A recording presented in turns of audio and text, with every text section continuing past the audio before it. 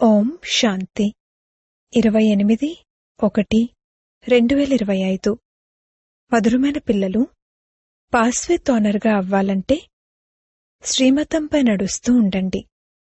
చెడు సాంగత్యం మరియు మాయా తుఫాన్ల నుండి స్వయాన్ని సంభాళించుకోండి. ప్రశ్న: తండ్రి పిల్లలకు ఏ సేవ చేశారు, అది పిల్లలు కూడా చేయాలి. జవాబు: తండ్రి ప్రియమైన పిల్లలు అనంటూ వజ్రం వలె తయారు చేసి సేవ చేశారు.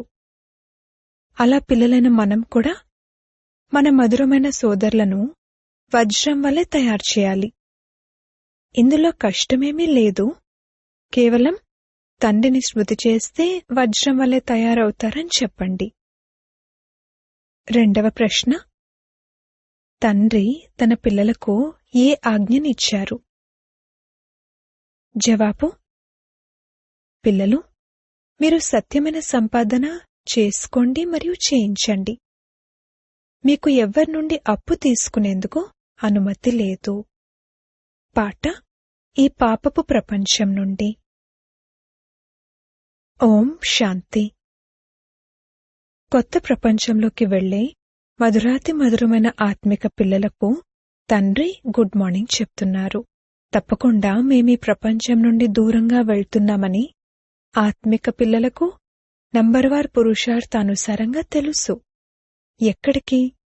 తమ స్వీట్ సైలెన్స్ హోమ్కు, మధురమైన నిశ్శబ్దమైన ఇంటికి. శాంతిధామమే దూరంగా ఉంది. అక్కడ్నుండే ఆత్మలమైన మనం వస్తాము. అది మూలవతనం, ఇది స్థూలవతనం. అది ఆత్మలైన మన ఇల్లు. ఆ ఇంటికి తండ్రి తప్ప ఇంకెవ్వరూ తీసుకువెళ్లలేరు. బ్రాహ్మణ బ్రాహ్మణీలైన మీరందరూ ఆత్మిక సేవ చేస్తున్నారు. ఎవరు నేర్పించారు? దూరంగా తీసుకువెళ్లే తండ్రి. ఎంతమందిని దూరంగా తీసుకువెళ్తారు? లెక్కలేనంతమంది ఉన్నారు. ఆ ఒక్క పండాకు పిల్లలైన మీరందరూ కూడా పండాలే, మార్గదర్శకులే. మీ పేరే పాండవసేన. పిల్లలైన మీరు ప్రతి ఒక్కరికి దూరంగా తీసుకువెళ్లే యుక్తిని తెలియజేస్తారు. అదేమిటంటే మన్మనాభవ. తండ్రిని స్మృతి చేయండి. బాబా, ఈ ప్రపంచం నుండి ఎక్కడికైనా దూరంగా తీసుకువెళ్ళండి అని అంటారు. కొత్త ప్రపంచంలో ఇలా అనరు. ఇక్కడున్నది రావణ రాజ్యం, అందుకే ఇక్కడ్నుండి దూరంగా తీసుకువెళ్ళండి, ఇక్కడ విశ్రాంతి లేదు అనంటారు. దీని పేరే దుఃఖధామము. ఇప్పుడు తండ్రి మిమ్మల్ని ఎదుర్దెబ్బలు తిననివ్వరు. భక్తి మార్గంలో తండ్రిని వెతికేందుకు మీరు ఎన్ని ఎదుర్దెబ్బలు తింటారు? తండ్రి స్వయంగా అంటారు, నేను గుప్తమైన వాడిని. ఈ కళ్ల ద్వారా ఎవ్వరూ నన్ను చూడలేరు. కృష్ణుని మందిరంలో తలవంచి నమస్కరించేందుకు పాదరక్షలు పెడతారు. కాని అలా నమస్కరించేందుకు నాకు పాదాలే లేవు.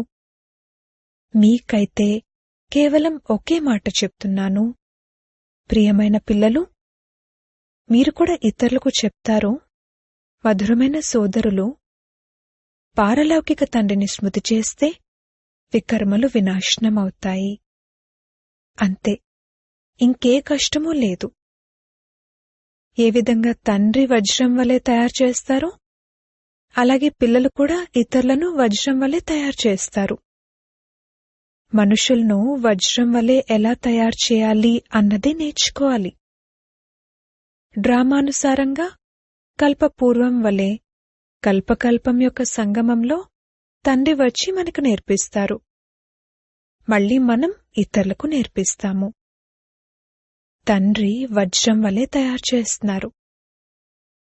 మీకు తెలుసు, ఖోజ మతస్థుల గురువైన ఆగాఖాన్ను బంగారము, వెండి, వజ్రాలతో తూకం వేశారు.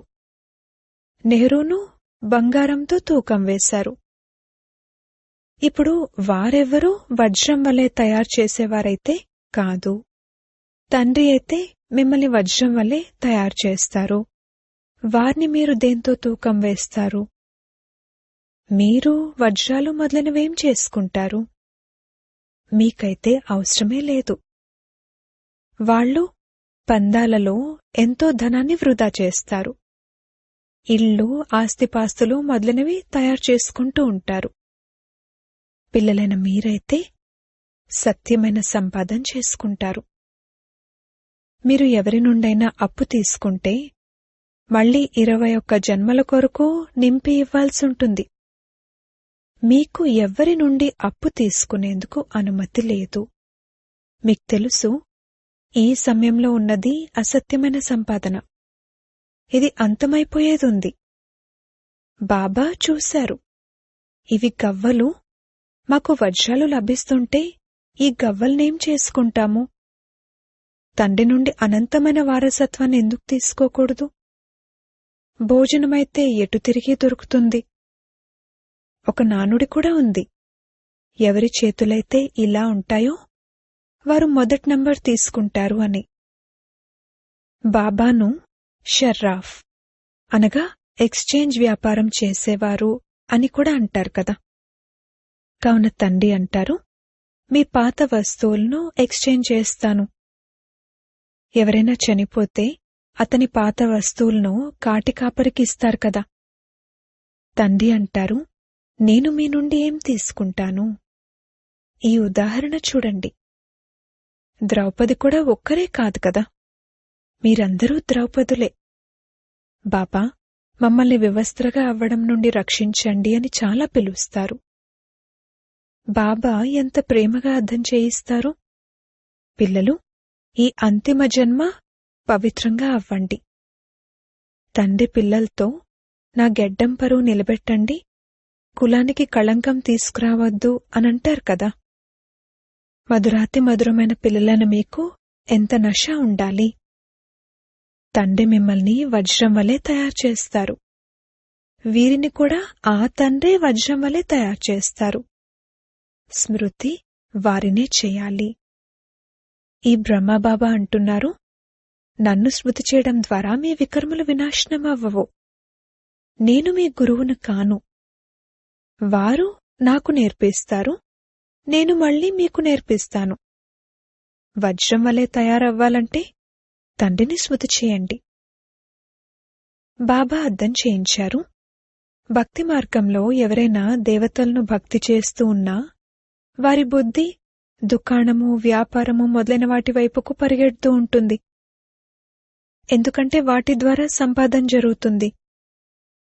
బాబా తమ అనుభవాన్ని కూడా వినిపిస్తారు. ఎప్పుడైతే బుద్ధి ఇటు అటు పరిగెడుతూ ఉండేదో అప్పుడు నాకు నేను చెంపదెబ్బ వేసుకునేవాణ్ణి. ఇవన్నీ ఎందుకు గుర్తుకొస్తున్నాయి అని. కావునిప్పుడు ఆత్మలైన మనం ఒక్క తండ్రినే స్మృతి చేయాలి. కాని మాయ గడియ గడియ మరిపింపజేస్తుంది. గట్టి దెబ్బ తగులుతుంది. మాయ బుద్ధియోగాన్ని తెంచేస్తుంది. ఇలా ఇలా మీతో మీరు మాట్లాడుకోవాలి.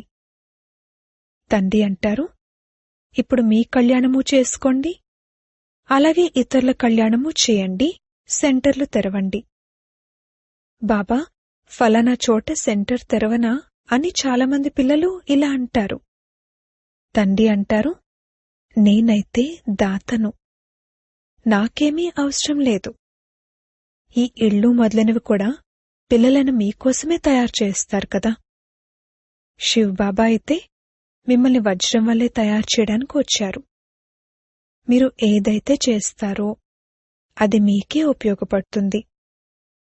శిష్యులు మొదలైన వారిని తయారు చేసుకునేందుకు వీరేమీ గురువు కాదు. ఇళ్లను తాము ఉండేందుకనే పిల్లలు తయారు చేసుకుంటారు. అయితే ఇల్లు కట్టించిన వారు వచ్చినప్పుడు వారికి మర్యాదలు చేయడం జరుగుతుంది. మీరు పైనున్న కొత్తింట్లోకి వెళ్లి ఉండండి అని వారితో అంటారు.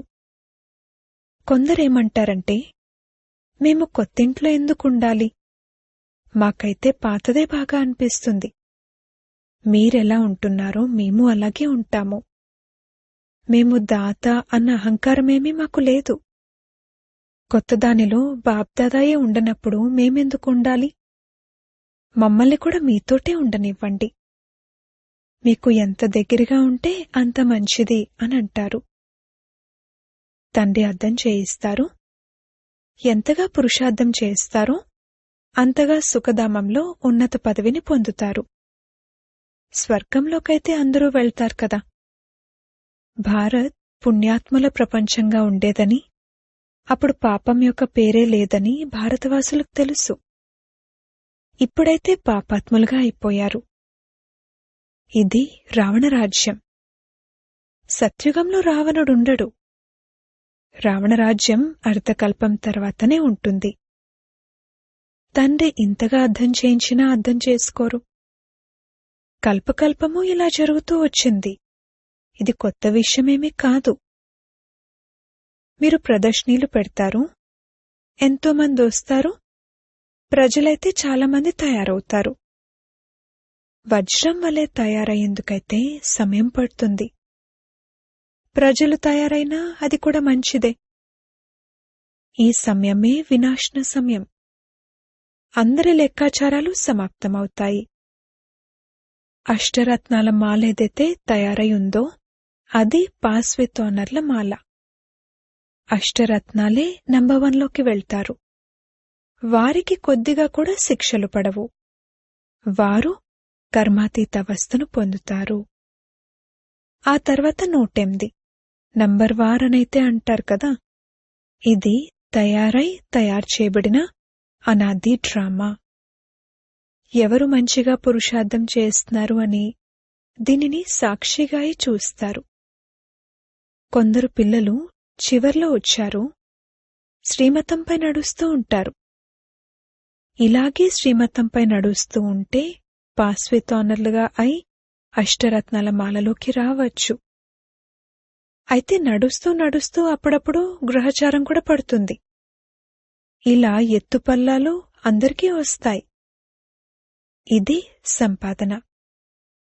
ఒక్కోసారి చాలా సంతోషంగా ఉంటారు, ఒక్కోసారి తక్కువగా ఉంటారు. మాయా తుఫాన్లు మరియు చెడు సాంగత్యం వెనక్కి తోసేస్తాయి. సంతోషం మాయమైపోతుంది. సత్సాంగత్యము తీరానికి చేరుస్తుంది, చెడు సాంగత్యం ముంచేస్తుంది అని అంటూ ఉంటారు కూడా. ఇప్పుడు రావణ సాంగత్యం ముంచేస్తుంది, రాముని సాంగత్యం తీరానికి చేరుస్తుంది. రావణుని మతం ద్వారా ఇలా తయారయ్యారు. దేవతలు కూడా వామ మార్గంలోకి వెళ్తారు. వారి చిత్రాలను ఎంత అశుద్ధంగా చూపిస్తారు. ఇది వామ మార్గంలోకి వెళ్లిన దానికి గుర్తు. భారత్లోనే రామరాజ్యం ఉండేది. భారత్లోనే ఇప్పుడు రావణరాజ్యం ఉంది.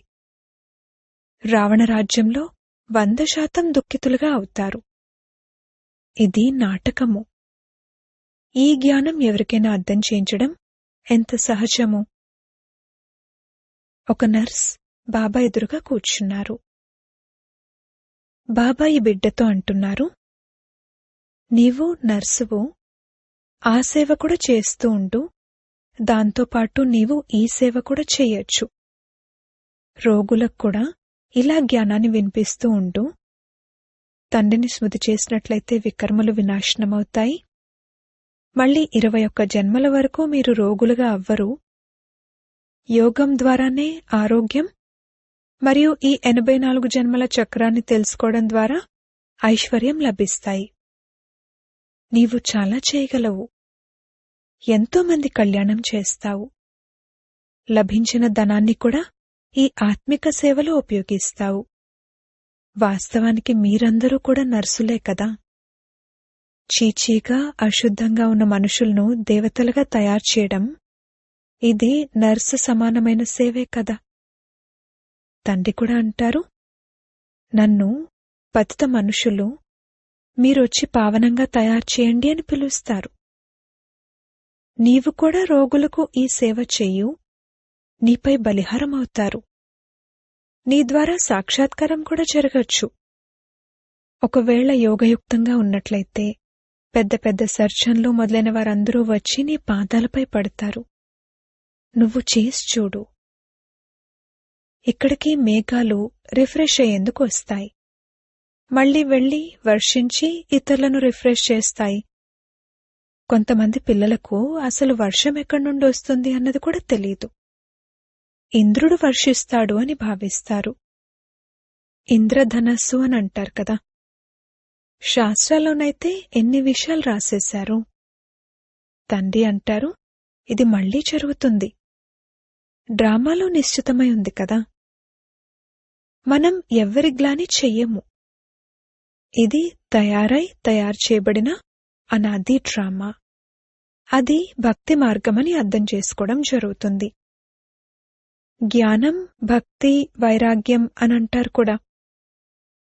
పిల్లలైన మీకు ఈ పాత ప్రపంచంపై వైరాగ్యం ఉంది. మీరు మరణిస్తే ప్రపంచం మరణిస్తుంది. ఆత్మ శరీరం నుండి వేరైపోతే ఇక దానికి ప్రపంచమే సమాప్తము. తండ్రి పిల్లలకు అర్థం చేయిస్తారు, మధురమైన పిల్లలు, చదువులో నిర్లక్ష్యం చేయకండి. అంతా చదువుపైనే ఆధారపడుంది. బ్యారిస్టర్లలో ఒకరు 1,00,000 రూపాయలు సంపాదిస్తే ఇంకొకరికి వేసుకోవడానికి కోట్ కూడా ఉండదు. అంతా చదువుపైనే ఆధారపడి ఉంది. ఈ చదువైతే చాలా సహజమైనది. స్వదర్శన్ చక్రధారిగా అవ్వాలి అనగా మీ 84 జన్మల ఆది మధ్యాంతాలను తెలుసుకోవాలి. ఇప్పుడీ వృక్షమంతా శిథిలావస్థలో ఉంది. దీని పునాది లేదు, మిగిలిన వృక్షమంతా నిలబడి ఉంది. అలాగే ఈ ఆది సనాతన దేవీదేవత ధర్మం ఏదైతే ఉండేదో అది కాండంగా ఉండేది. అదిప్పుడు లేదు. ధర్మభ్రష్టులుగా, కర్మభ్రష్టులుగా అయిపోయారు. మనుషులెవ్వరికీ సద్గతినివ్వలేరు. తండ్రి కూర్చుని ఈ విషయాలన్నింటినీ అర్థం చేయిస్తారు. మీరు సదా కొరకు సుఖవంతులుగా అవుతారు. అక్కడెప్పుడు అకాల మృత్యు ఉండదు. ఫలానా వారు చనిపోయారు అన్న మాటే అక్కడుండదు. కావున తండ్రి సలహా ఇస్తారు, అనేకులకు దారి తెలియజేస్తే వారు మీపై బలిహారమైపోతారు. కొందరికి సాక్షాత్కారం కూడా జరగచ్చు. సాక్షాత్కారం అనేది కేవలం లక్ష్యాన్ని చూపిస్తుంది. దానికోసం చదవాల్సి ఉంటుంది కదా. చదవకుండా బ్యారిస్టర్గా అవుతారా? సాక్షాత్కారం అయిందంటే ముక్తులైపోయారు అని కాదు. మీరాకు సాక్షాత్కారం అయింది, అలాగని కృష్ణపురికి వెళ్లిపోయారని కాదు. నవవిధ భక్తి చేయడం ద్వారా సాక్షాత్కారం అవుతుంది. అలా ఇక్కడ నవవిధ స్మృతి. సన్యాసులు బ్రహ్మజ్ఞానులుగా, తత్వజ్ఞానులుగా తయారవుతారు. బ్రహ్మములో లీనమైపోవాలంతే అని అనుకుంటారు. కాని బ్రహ్మము అయితే పరమాత్మ కాదు. ఇప్పుడు తండ్రి అర్థం చేయిస్తారు, శరీర నిర్వహణార్థం మీ వ్యాపారం మొదలైనవి చేయండి, కాని స్వయాన్ని ట్రస్టీగా భావిస్తూ చేయండి. అప్పుడు ఉన్నత పదవి లభిస్తుంది. అప్పుడు మమకారం తొలగిపోతుంది. ఈ బాబా తీసుకునేం చేస్తారు? వీరైతే తన సర్వస్వాన్ని వదిలేశారు కదా. ఇళ్ళు, వాకిళ్లను లేక మహళ్ళు మొదలైన వాటినైతే తయారు చేసుకునేది లేదు. ఎంతోమంది పిల్లలు వస్తారు కావున ఈ ఇళ్లు నిర్మిస్తారు. ఆబు రోడ్ నుండి ఇక్కడి వరకు క్యూ ఏర్పడుతుంది. ఇప్పుడే మీ ప్రభావం పడితే ఇక మీ తల పాడు చేసేస్తారు. పెద్ద మనుషులొస్తే గుంపులు కడతారు. మీ ప్రభావం చివర్లో వెలువడేతుంది, ఇప్పుడే కాదు. పాపాలు అంతమయ్యేందుకు తండ్రిని స్మృతి చేసే అభ్యాసం చేయాలి. ఇటువంటి స్మృతిలో శరీరం వదలాలి. సత్యుగంలో శరీరం వదిలినప్పుడు ఒక శరీరాన్ని వదిలి ఇంకొక కొత్తదాన్ని తీసుకుంటారని అర్థం చేసుకుంటారు. ఇక్కడైతే దేహాభిమానం ఎంతగా ఉంటుంది. తేడా ఉంది కదా. ఈ విషయాలన్నింటినీ నోట్ చేసుకోవాలి మరియు చేయించాలి. ఇతరులను కూడా మీ సమానంగా వజ్రం వలె తయారు చేయాలి. ఎంత పురుషార్థం చేస్తే అంత ఉన్నత పదవిని పొందుతారు. ఇది తండ్రి అర్థం చేయిస్తున్నారు. వీరు ఏ సాధువో మహాత్మో కాదు. ఈ జ్ఞానం చాలా ఆనందదాయకమైనది. దీనిని బాగా ధారణ చేయాలి. తండ్రి నుండి విని మళ్ళీ ఇక్కడిదిక్కడే వదిలేయడం కాదు. పాటలో కూడా విన్నారు కదా, మీతో తీసుకువెళ్ళండి అని అంటారు. మీరు ఈ విషయాలను ఇంతకుముందు అర్థం చేసుకునేవారు కాదు. ఇప్పుడు తండ్రి అర్థం చేయించారు కావున అర్థం చేసుకుంటున్నారు. అచ్చా, మధురాతి మధురమైన సిక్కిలది పిల్లలకు మాతా పితా బాప్దాదాల ప్రియ స్మృతులు మరియు గుడ్ మార్నింగ్. ఆత్మిక పిల్లలకు ఆత్మిక తండ్రి నమస్తే. ధారణ కొరకు ముఖ్య సారము. మొదటి పాయింట్, చదువులో ఎప్పుడూ నిర్లక్ష్యం చేయకూడదు. స్వదర్శన్ చక్రధారులుగా అయి ఉండాలి. వజ్రం వలె తయారు చేసే సేవ చేయాలి. రెండవ పాయింట్, సత్యమైన సంపాదన చేసుకోవాలి మరియు చేయించాలి. మీ పాత వస్తువులన్నింటినీ ఎక్స్చేంజ్ చేసుకోవాలి. చెడు సాంగత్యం నుండి స్వయాన్ని సంభాళించుకోవాలి. వరదానము. జగతికి జ్యోతులుగా అయి భక్తులను దృష్టితో తృప్తిపరిచే దర్శనీయ మూర్తి భవ. జగతికి జ్యోతులైన మీ నేత్రాల నుండి దృష్టి తీసుకునేందుకు మొత్తం విశ్వమంతా ఎదురుచూస్తుంది. జగతికి జ్యోతులైన మీరు ఎప్పుడైతే మీ సంపూర్ణ స్థితి వరకు చేరుకుంటారో, అనగా సంపూర్ణత అనే నేత్రాన్ని తెరుస్తారో, అప్పుడు క్షణంలో విశ్వ పరివర్తన అవుతుంది. అప్పుడు దర్శనీయమూర్తాత్మలైన మీరు మీ దృష్టి ద్వారా భక్త ఆత్మలను తృప్తిపరచగలరు. దృష్టితో తృప్తి చెందేవారిది పొడవాటి క్యూ ఉంది. అందుకే సంపూర్ణత అనే నేత్రం తెరిచి ఉండాలి. నేత్రాలను నులుముకోవటం మరియు సంకల్పాలతో ఇబ్బంది పడటం లేక కునికిపాట్లు పడటం ఆపండి. అప్పుడు దర్శనీయమూర్తిగా అవ్వగలరు. స్లోగన్. నిర్మల స్వభావం నిర్మాణతకు గుర్తు.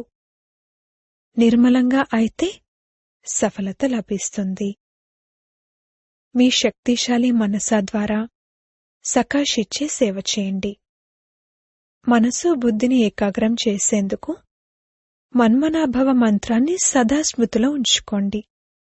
మన్మనాభవ మంత్రం యొక్క ప్రాక్టికల్ ధారణతో మొదటి నంబర్లోకి రాగలరు. మనసు యొక్క ఏకాగ్రత అనగా ఒక్కరి స్మృతిలో ఉండటం, ఏకాగ్రం అవ్వటం. ఇదే ఏకాంతం. ఎప్పుడైతే సర్వాకర్షణల వైబ్రేషన్స్ నుండి అంతర్ముఖులుగా అవుతారో, అప్పుడు మనసా ద్వారా పూర్తి విశ్వానికి సకాషిచ్చే సేవ చేయగలుగుతారు. ఓం శాంతి.